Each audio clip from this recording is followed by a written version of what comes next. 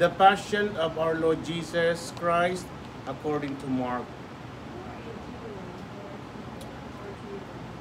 As soon as morning came, the chief priests with the elders and scribes, that is the whole Sanhedrin, held a council, and they bound Jesus, led him away, and handed him over to Pilate. And Pilate questioned him, "Are you the king of the Jews?" He said in reply, "You say so." The chief priests accused him of many things. Again Pilate questioned him, "Have you no answer? See how many things they accuse you of." Jesus gave him no further answer, so that Pilate was amazed.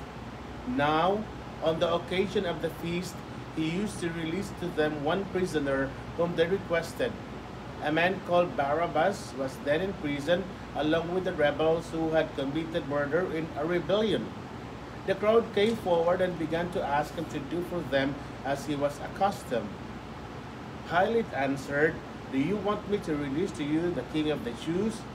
For he knew that it was out of envy that the chief priest had handed him over. But the chief priests stirred up the crowd to have him release Barabbas for them instead.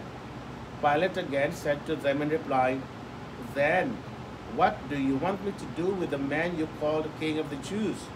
They shouted again, "Crucify him!"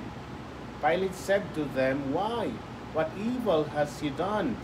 They only shouted the louder, "Crucify him!" So Pilate, wishing to satisfy the crowd, released Barabbas to them, and after he had Jesus scourged, handed him over to be crucified.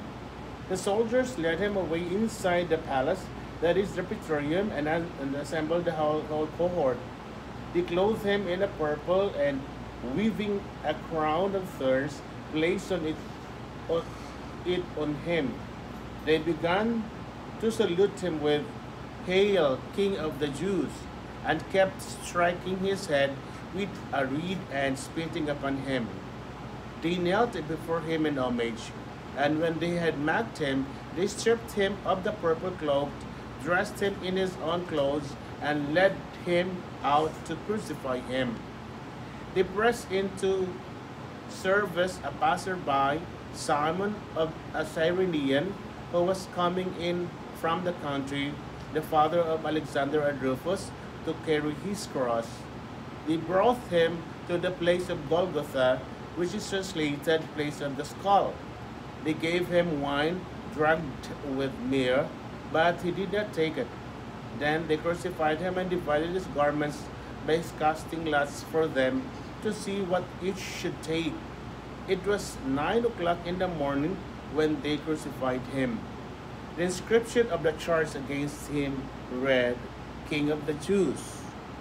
With him, they crucified two revolutionaries, one on his right and one on his left. Those passing by reviled him, shaking their heads and saying, "Aha! You who would destroy the temple and rebuild it in 3 days, save yourself by coming down from the cross."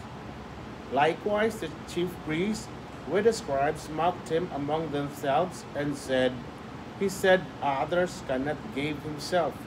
Let the Christ, the King of Israel, come down now from the cross, that we might see and believe." Those who were crucified with him also kept abusing him. At noon, darkness came over the whole land until 3 in the afternoon.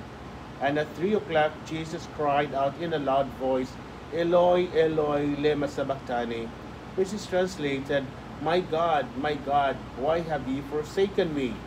Some of the bystanders who heard it said, "Look, he is calling Elijah." One of them soaked a sponge with wine, put it on a reed, and gave it to him to drink, saying, "Wait, let us see if Elijah comes to take him down." Jesus gave a loud cry and breathed his last.